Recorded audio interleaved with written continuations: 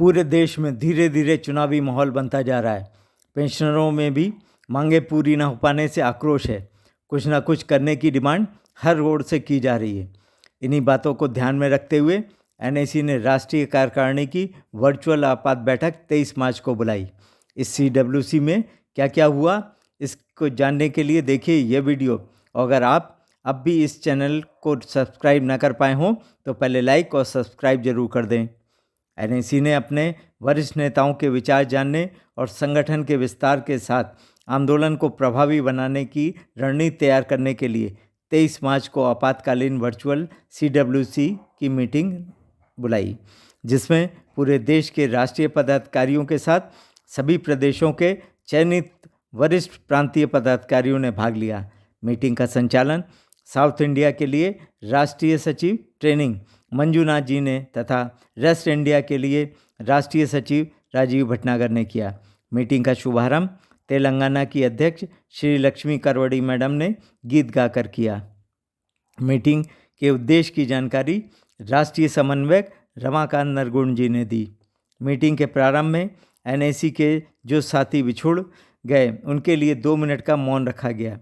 राष्ट्रीय अध्यक्ष कमांडर अशोक राउत जी ने स्वागत भाषण दिया। उसके पश्चात सीडब्ल्यूसी के एजेंडा पर बिंदुवार चर्चा शुरू हुई। सबसे पहले पिछली मीटिंग के बिंदुओं की पूर्ण की गई कार्रवाई का अनुमोदन किया गया।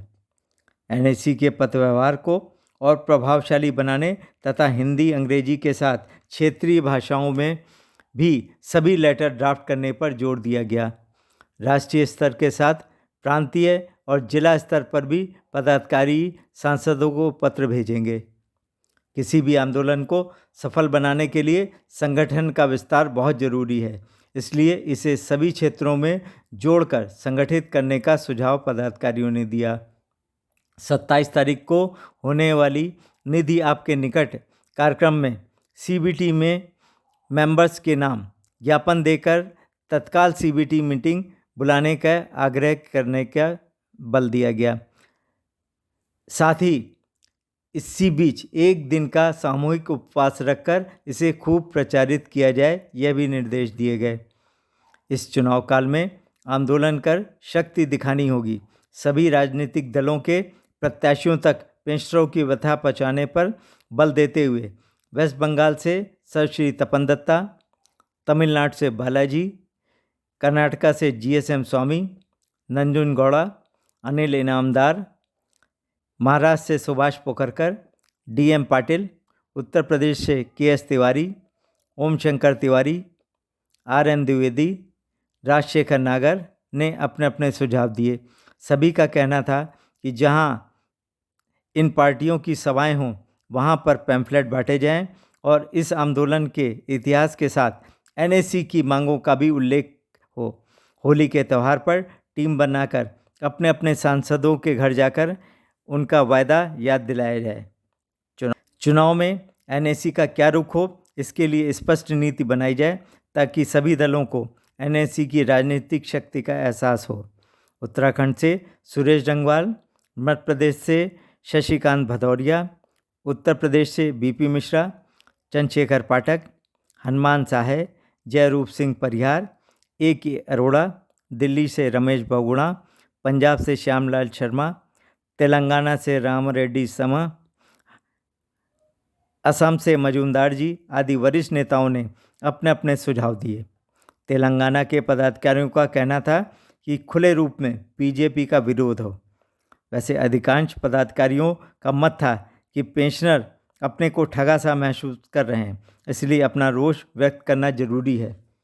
महासचिव वीरेंद्र सिंह रजावत ने कहा कि जिन सांसदों ने, चाहे वो किसी भी पार्टी के हों, अगर उन्होंने हमारा सहयोग किया है और आगे भी करने का वायदा कर रहे हैं तो हमें भी उनका समर्थन जिला स्तर पर सर्वसम्मति के साथ करना चाहिए। और जिन सांसदों ने पेंशनरों की अनदेखी करी है तो उनका विरोध करना भी जरूरी है ताकि उन्हें अपनी गलती का एहसास कराया जा सके। मांगे पूरी ना हो पाना पेंशनर की हार नहीं बल्कि सरकार का फेल्योर है। हम अपना हक लेके रहेंगे। उन्होंने बताया कि महाराष्ट्र से 27 और कर्नाटका से 24 तथा अन्य राज्यों से एक एक दो दो करके देश भर से कुल 58 लोगों ने चुनाव में खड़े होने की अनुमति मांगी है, जिसको अनुमोदित करने का पूर्ण अधिकार सर्वसम्मति से कमांडर साहब को दिया गया। अंत में कमांडर साहब ने संबोधित करते हुए कहा कि हमें अपना हौसला बनाए रखना है। देर भले ही हो गई हो, पर हमारी विजय निश्चित है। जो लोग चुनाव लड़ना चाहते हैं, उनकी संस्तुति जिला समिति के बाद प्रांतीय अध्यक्ष से लेना जरूरी है। तभी स्थिति का आकलन कर राष्ट्रीय स्तर पर निर्णय लिया जाएगा। जो भी होगा वो अभी इस प्रोग्राम के सभी की सहमति से जो प्रोग्राम बनेगा उसमें हम अमल करेंगे, पूरे देश में करेंगे, एक साथ करेंगे। लेकिन हम अपनी शक्ति का जो संग्रह बना है, जो संचय हुआ है, उसको प्रदर्शित किए बिना कि स्टैटिक एनर्जी को हम काइनेटिक एनर्जी में बदलना चाहते हैं और वो करेंगे। इतना ही कहना चाहता हूँ। सबको धन्यवाद, सबको बहुत बहुत धन्यवाद कि आपने हिस्सा लिया और हिम्मत हारनी नहीं है, लड़ाई जारी रहेगी, ये मैं कहना चाहता हूँ। हमें जीतने के सिवा इलाज नहीं है। हमें ठीक है, निराशा हुई है, ये भी हुई है, सबको हुई है, लेकिन हमारे प्रयत्नों में कहीं कमी नहीं रही और आगे भी ये प्रयत्न हम करते रहेंगे। हमें न्याय लेना है, छीनना है या जो भी है। इस तरीके से मैं अपनी वाणी को विराम देता हूँ। आप सभी के बहुत बहुत धन्यवाद। आने वाले होली को आपको सबको शुभकामनाएं और सभी लोग हम जागरूक रहें, एक्टिव रहें। धन्यवाद। एनएसी की मांग को प्रमुख पार्टियां अपने घोषणा पत्र में लें या लिखित रूप से आश्वासन दें। इसका दबाव बनाने के लिए होली के बाद शीघ्र ही सीडब्ल्यूसी की फिजिकल मीटिंग रखी जाएगी। उसमें कुछ और ठोस निर्णय लेकर प्रभावी कार्रवाई की जाएगी। अगर कुछ बात बनी तो इसी बीच पेंशनरों के हक में कुछ निर्णय भी हो सकता है। आप भी एनएसी की लड़ाई में अपना समर्थन देने के लिए नीचे दिया गया बेल का बटन जरूर दबाएं।